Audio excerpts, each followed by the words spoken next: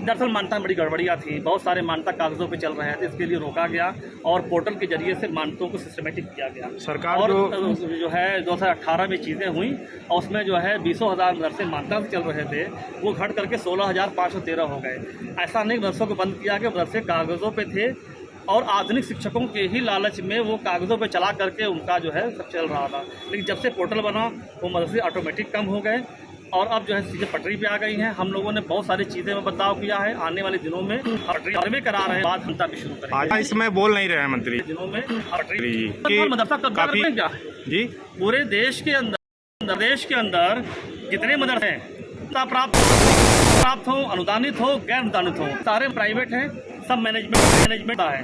पूरे देश में मात्र एक मदरसा है जो सरकारी है, मदरसा आलिया 1772 का बना हुआ। उसमें मिस्र, अफ़गानिस्तान और दुनिया के तमाम देशों के लोग, ईरान से लोग आगे पढ़ते थे।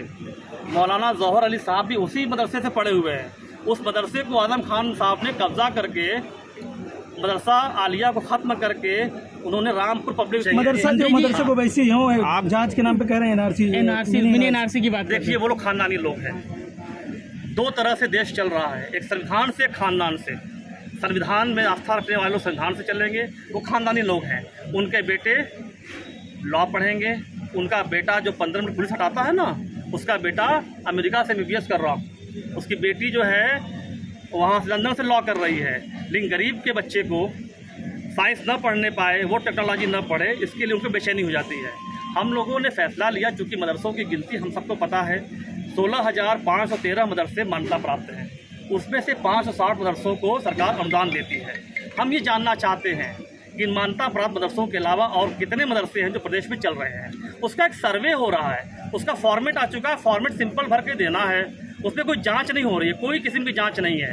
इस बात को ठीक ढंग से बताइए सबको, कोई जांच नहीं हो रही। हम मदरसों की गिनती को ठीक करना चाहते हैं कि हमारे मान्यता प्राप्त मदरसे कितने हैं, हमारे अनुदानित मदरसे कितने हैं और हमारे जो है गैर मान्यता प्राप्त कितने हैं। उसको आने वाले दिनों में जब डेटा हमको मिल जाएगा तो उनसे भी राब्ता कायम करके हम मदरसों में उनको भी जोड़ेंगे। मुसलमान के बच्चे के एक हाथ में कुरान और एक हाथ में कंप्यूटर। हम सब ने माननीय मुख्यमंत्री जी के नेतृत्व में बोर्ड की पहली बैठक में ही इस बात का फैसला किया कि जो बच्चे साइंस, मैथ, सोशल, अंग्रेज़ी ऑप्शनल रूप से पढ़ रहे हैं वो अब कंपल्सरी रूप से पढ़ेंगे।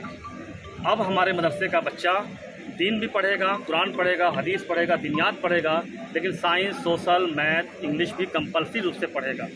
साइंस तो पढ़ेगा, तिब्बे में पढ़ता है, लेकिन प्रैक्टिकल नहीं कराई जाती मदरसों में। देखिए एक दिन में सारी चीज़ें नहीं हो सकती। हमने कहा ना, अंधेरे को कोसने से अच्छा है कि दिया जलाओ।